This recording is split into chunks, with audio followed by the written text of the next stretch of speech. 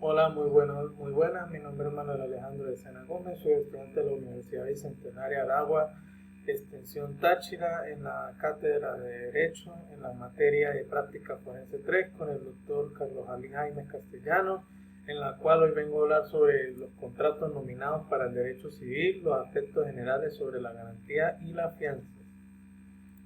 Primeramente tenemos lo que son unas premisas, las cuales pues vamos a hablar de lo que es primeramente qué es un contrato.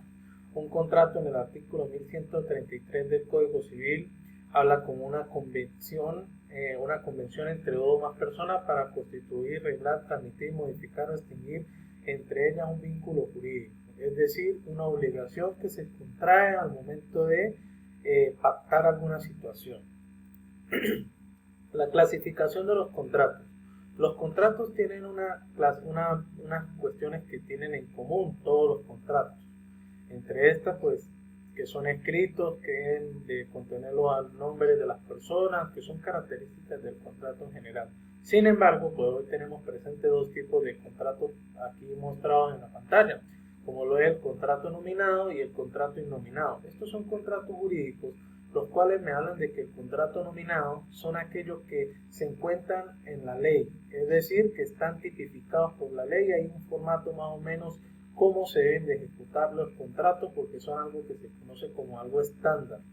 Y los contratos innominados son contratos atípicos que también están contemplados en la ley y que llevan carácter jurídico, pero estos contratos no están tipificados propiamente en la ley, sino que llevan algunas reglamentaciones o cuestiones aparte.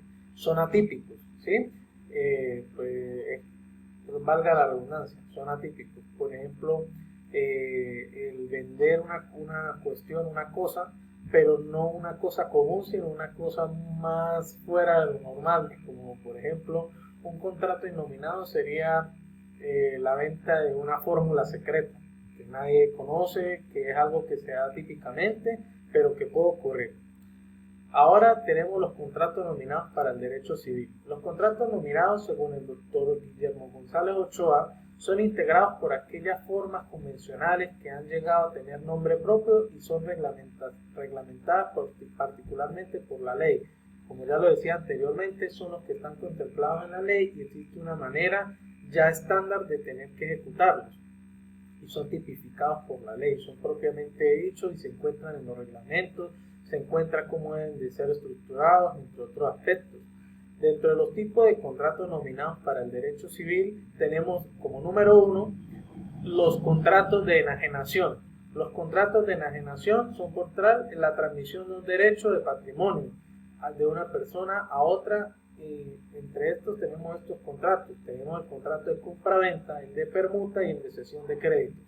El de compraventa pues consiste, está tipificado en el artículo 1474 del Código Civil y el cual pues me habla de que un contrato en el cual se ejecuta para poder que una persona le venda a otra un bien o un servicio.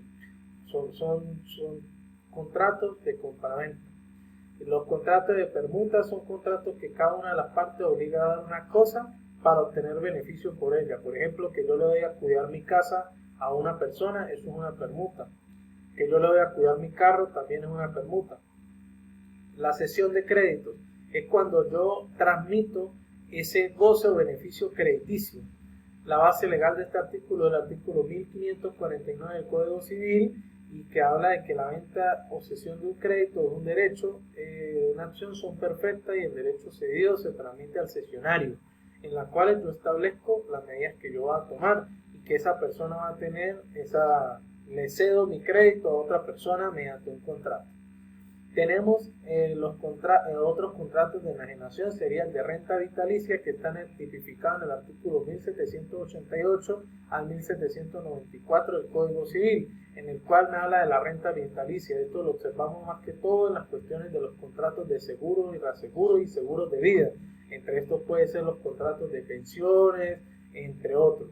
El juego de la apuesta, tipificado en el artículo 1801 del Código Civil, y que habla de que la acción para reclamar lo que se haya ganado en el juego de azar, la ley de que no da acción. Sin embargo, en el Código de Comercio se observa mejor lo que es el juego de la apuesta que en el Código Civil. Y entonces en el Código de Comercio se palpa mejor lo que son la reglamentación especial que tiene el juego de la apuesta. Sin embargo, pues vamos a ver cómo son los formatos para elaborar los contratos de compraventa. Como pueden ver en pantalla, se observa un formato de contrato de compraventa, en este caso de partición de sociedad conyugal, cuando se venden bienes que están en propiedad conyugal.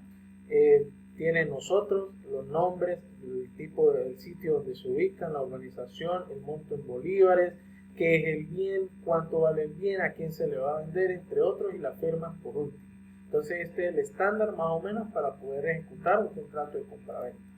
Tenemos el contrato de permuta, más o menos de lo mismo. Es un contrato tipificado por la ley en el cual involucra que yo coloque los nombres, el identificado, el tipo de la oficina que yo voy a registrarlo, es lo que yo voy a registrar por permuta, el monto, el valor en bolívares de esa permuta, entre otros. Tenemos el de cesión de crédito, que más o menos tiene la misma particularidad, habla del yo, el número de carácter de compañía, de la que yo voy a ceder el crédito, a quién se lo va a ceder, el nombre, la fecha, el nombre de esa persona, la fecha de esa persona, por cuánto tiempo va ese crédito, entre otras cuestiones, y abajo al final las firmas del cedente y del cesionario. 2. Tenemos los contratos de concesiones de uso o del uso y el goce de un bien. Entre estos tenemos lo que es el arrendamiento y el contrato de comodato.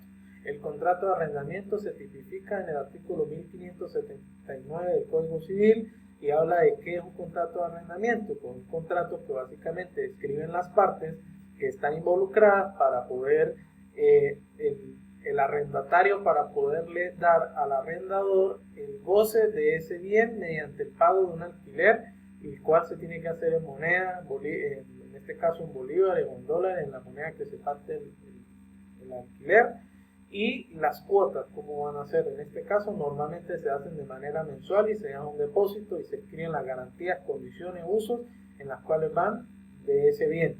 Y el comodato, que habla de que es el préstamo, el uso de un contrato por el cual la parte entrega a otra gratuitamente una cosa para que se sirva a ella por un tiempo para uso determinado con cargo de restituir la misma cosa. Es decir, inicia con el deseo de prestar y esta persona, yo le dejo un bien y esta después me lo va a entregar, pero mientras en ese tiempo se puede suplir de ese bien. O sea, lo puede usar, lo puede disfrutar y lo tiene que cuidar obviamente y me lo tiene que devolver después. Aquí en la pantalla podemos ver el contrato de arrendamiento, el cual pues tiene unas cláusulas las cuales pues indican el arrendamiento, el arrendador, que cómo entregan la propiedad, cuáles son las características de la propiedad que van a alquilar, entre otros aspectos, y al final firman el arrendatario y el arrendador para poder alquilar y dar por concluido ese contrato. Tenemos el contrato de comodato, que bueno, ya lo explicaba anteriormente, el contrato que se hace para el goce del bien y que yo lo voy a dejar para que esta persona lo utilice y después me lo devuelva de la misma manera, y ustedes se tienen que registrar, entre otros aspectos. 3. Tenemos los contratos tendientes a la reunión de esfuerzos para el logro de fines que el individuo solo no está en capacidad de conseguir, o contratos de asociación. Estos contratos se hacen más que todo para fundar compañías anónimas.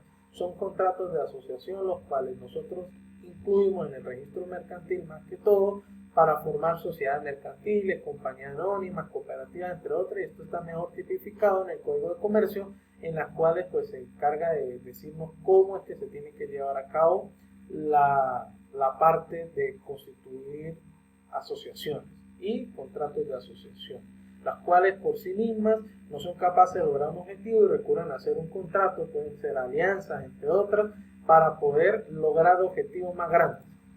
Tenemos los contratos de prestación de servicios personales, entre esos tenemos el mandato, el depósito y el contrato de obra. El mandato, la base legal está en el artículo 1684, que es un contrato por el cual una persona se obliga gratuitamente o mediante salario a ejecutar uno o más negocios. Esto es como una persona que es el mandatario, el cual va por otra instrucción de otra persona a ejecutar instrucciones sobre un bien que es dueño de la otra persona. Tenemos el depósito, que está en el artículo 1753, en el cual el depósito voluntario se efectúa dándole a otra persona el bien para que ésta me lo cuide.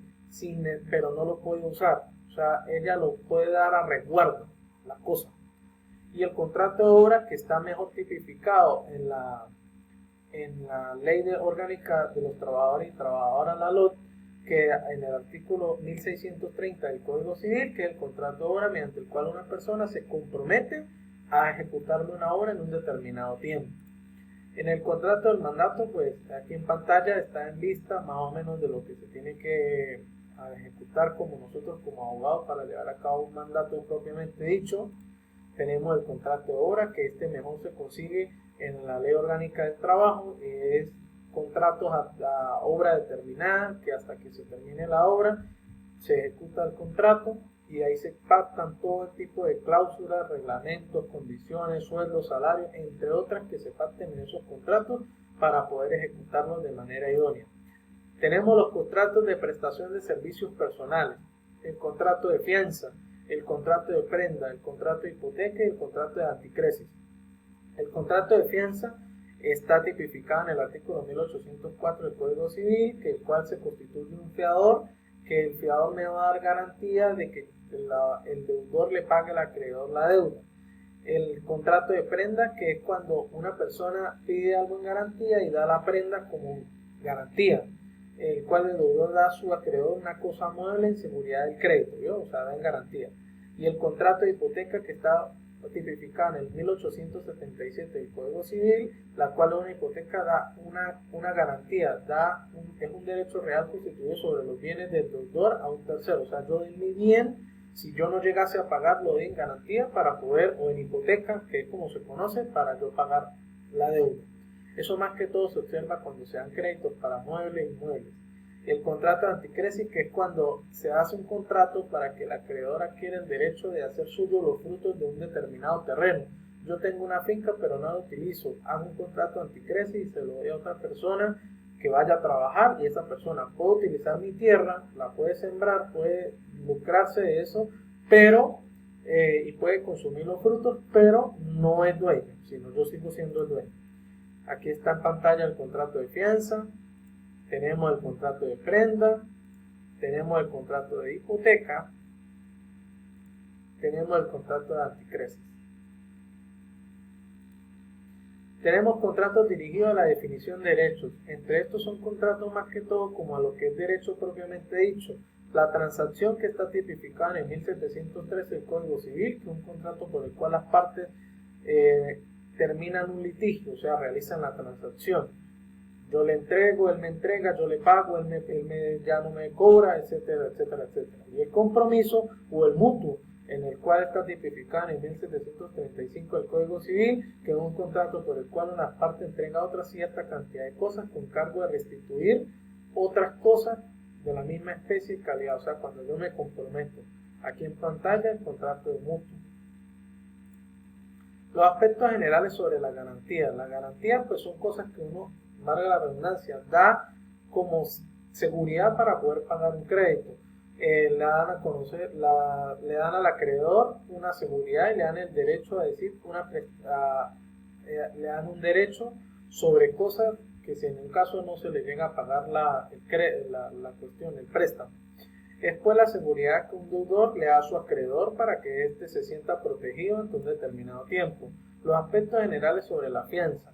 La fianza son contratos por el cual el fiador se obliga completamente frente a un acreedor del deudor a cumplir. Es decir, si el deudor no paga, paga el fiador. O sea, el fiador le da como el espaldarazo a esa persona para que ésta le preste y el otro pueda pagarle y se sienta seguro. La compone el acreedor, el deudor y el fiador. Los tipos de fianza: tenemos la fianza convencional, que es la que se da normalmente, la fianza legal, que ya sea bajo un escrito jurídico de un abogado, y la fianza judicial, que es aquella que se da y se ejecuta mediante la orden de un tribunal.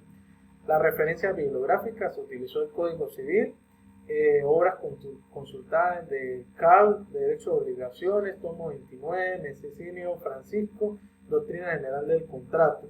Tenemos algunas páginas web, las cuales están en pantalla. Muchas gracias por su atención y espero que esta corta charla le haya servido de mucho. Muchas gracias.